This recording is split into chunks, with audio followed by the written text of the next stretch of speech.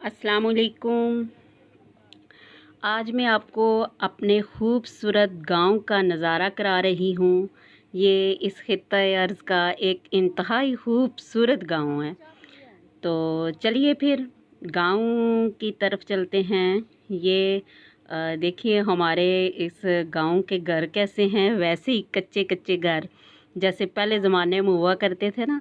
वो कहते हैं दिलों में मोहब्बतें तभी कायम रहती हैं जब कच्चे घर हुआ करते थे। जब कच्चे घर होते थे, मोहब्बतें वाले होते थे, तो ये वो कच्चा घर और मोहब्बतें ही समझे। तो ये देखें, ये वो राहदरी है जिस राहदरी से हम चल के ऊपर सपारा पढ़ने जाया करते थे। वो अमूमन मैंने ये बातें आप लोगों के साथ शेयर की हुई हैं। तो ये ज़मीन होती थी, ये खेत होता था। अभी इसका भी हशर नशर हो गया है। तो इस खेत में हमारे जो ताया जी हैं वो यहाँ घोड़ी बांधा करते थे, क्योंकि वो माजूर थे तो वो उस पे बैठा करते थे। तो अब यादें ही रह गई हैं। ये एक बड़ा सा वो अट जिसे कहते हैं ना, वो बन सा बांध देते हैं, तो ये वो अट होता था। वो भी ज़ाहिर बात है जब बारिशें होती हैं तो कच्चे मट्टी से बने हुए वो बन या ये क्या कहते हैं कि दीवारें मकान वो सारे गिरी जाते हैं। तो ये भी हमारे गांव का था जो अब बेचारा हो गया। मैं इसको बेचारा ही इसीलिए कह रही हूँ कि अब वो केयर नहीं होती जो पहले दौर में लोग मोहब्बतों के साथ किया करते थे। तो चलते हैं अपने उस घर की तरफ जिधर मैं पैदा हुई थी। आज मैं आपको अपने पैदा होने वाले घर का नज़ारा कर देती हूँ। ये वो खिड़की है जो जिसे हम अक्सर छोटे होते हुए ऊपर उछल उछल के चिपका करती थी, इसके सरिये पकड़ पकड़ के। तो ये वो रास्ता है जिस रास्ते पे ये इस घर में आने के लिए रास्ता होता था। तो वो पार जो पहाड़ नज़र आते हैं वहाँ से हम आके इस रास्ते से हम लोग आया करती थी। तो हमारे अल्लाह जन्नत नसीब करे, हमारे ताया जान और हमारे दादा बू वो वालहाना मोहब्बत का इजहार करते थे कि मैं बयान करने से कसर हूँ। अपने बच्चों को या अपने किसी घर के फ़र्द को हमारे इस्तकबाल के लिए वो उधर आगे ज़मीनों तक भेज दिया करते थे। वो फिर हमें हमारा सामान उठा के हमें हमें हमारा सामान नहीं उठाने देते थे। तो इसी तरह जो है वो आ जाया करते थे। ये देखें वो खिड़की जिधर वो ऊपर पकड़ने के लिए, वो सरिये ऊपर वाले पकड़ने के लिए भी हमें बड़ी मेहनत करनी पड़ती थी। इतने हम छोटे हुआ करते थे। अब तो वैसे वो अंदाज़ा नहीं होता ना, या यकीन नहीं आता कि हम लोग इतने छोटे भी होते थे। तो ऐसे लगता है जैसे बड़े ही पैदा हुए थे। खैर ये यहाँ गड़ा होता था, ये अब पक्की जगह कर दिया ना। उस वक़्त वो बोरी गीली करके नीचे रखी होती थी, ऊपर गड़ा रखा होता था। तो ये वो कमरा है जिस समझे इसी कमरे में मैं पैदा हुई होंगी, कोई पता नहीं। वैसे ये वो कमरा है जो बतौर किचन यूज़ होता रहा है। यहाँ चारपाइयाँ भी होती थी, किचन का सामान भी होता था, लकड़ियाँ भी होती थी क्योंकि लकड़ियाँ जलाया करते थे। तो अब वो सामान तो थोड़ा बहुत तब्दील हो गया, वो चीज़ें इतनी नहीं रही, लेकिन थोड़ी थोड़ी यादें अब भी कायम है क्योंकि इसमें भी किचन का सामान पड़ा हुआ है, चारपाइयाँ पड़ी हुई हैं। तो ये वो कमरा है जिसमें मेरे ताया बू, दादा बू, दादी अम्मी, ताई अम्मी सब रहा करते थे। बल्कि हम लोग भी इसकी कमरे में आके सोया करते थे। वो सामने वाली ये जो खिड़की नज़र आ रही है, इसके करीब मेरे ताया अबू की चारपाई होती थी जिस पे वो बैठ के बच्चों को कुरान पढ़ाया करते थे और खिड़की से बाहर देखा करते थे। क्योंकि वो माजूर थे, वो चल नहीं सकते थे, तो वो फिर यहीं बैठा करते थे। और फिर यहाँ जो है इस तरफ दरवाज़े के एक और खिड़की थी जिस पे जो है वो लोटा वगैरह पानी शानी जिसमें डाला होता था, वो नमाज़ पढ़ा करते थे। ये खिड़कियाँ और दरवाज़े वही पुरानी यादें हैं, वही उसी दौर के हैं। बाकी थोड़ी बहुत इसकी दीवारों पे तब्दीली आ गई है, ये क्योंकि बिजली आ गई है। सबसे बड़ी बात है बिजली आ गई है। तो बिजली आने से मकान की आराइश में भी थोड़ी बहुत तब्दीली आ गई है और सामान भी तब्दील हो गया। पहले चारपाइयाँ पड़ी होती थी, अब ये दूसरा सामान आ गया। अफराद चेंज हो गए हैं, पहले अफराद इस दुनिया से रुखसत हो गए हैं, बड़े बुज़ुर्ग थे। तो अब नए लोग हैं, उन्होंने अपना नया तर्ज़ ज़िंदगी इख्तियार कर लिया है।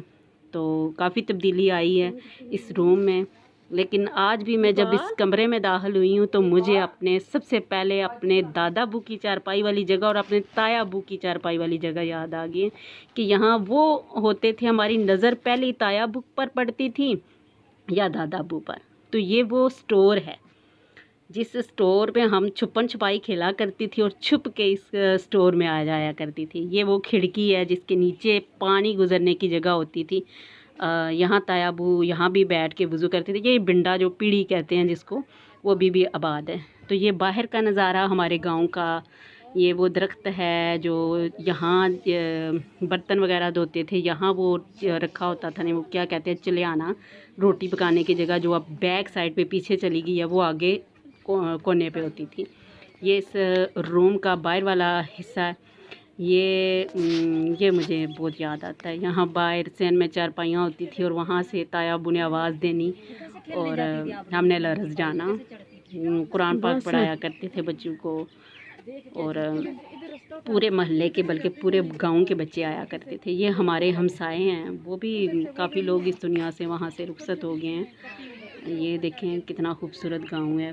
कच्चे घर अभी भी आपको नज़र आ रहे होंगे, बिल्कुल वही, तो कोई नई तब्दीली इसमें नहीं आई, वही पुराने लोग हैं, पुरानी यादें हैं। अब मैं आपको ज़रा नीचे वाले इलाके की भी व्यूज़ दिखाती हूँ। ये वो सीढ़ियाँ हैं पुराने दौर की जो अब भी कायम है। इन सीढ़ियों से देखें पत्थरों से किस तरह, ये तायाबू की निशानी है उनके दौर की, दादाबू की निशानी उनके दौर की। ये सीढ़ियाँ बनी हुई हैं, इन्हीं से गुजर के हम लोग आते जाते थे। कभी ऊपर आना, तायाबू गो मजदूर थे, लेकिन वो अपनी माजूरी में भी पकड़ के बैसाखियों की बल जो है वो यहाँ से उतर के नीचे जाया करते थे। नीचे दो उनके कमरे होते थे। एक कमरा जो है वो ये जो सामने नज़र आ रहा है ना, जिसकी खिड़की, इसमें मवेशी बांधे होते थे। भैंसें रखी हुई थी, बकरियां रखी हुई थी, गाय वगैरह होती थी, बैल होता था। तो वो उसमें वो ज़रा ज़िम्मेदारी का जो थोड़ा बहुत, या घोड़ी बांधी होती थी। घोड़ी दिन को ऊपर बांध देते थे, रात को इधर नीचे ले आते थे। तो ये वो वाला कमरा है।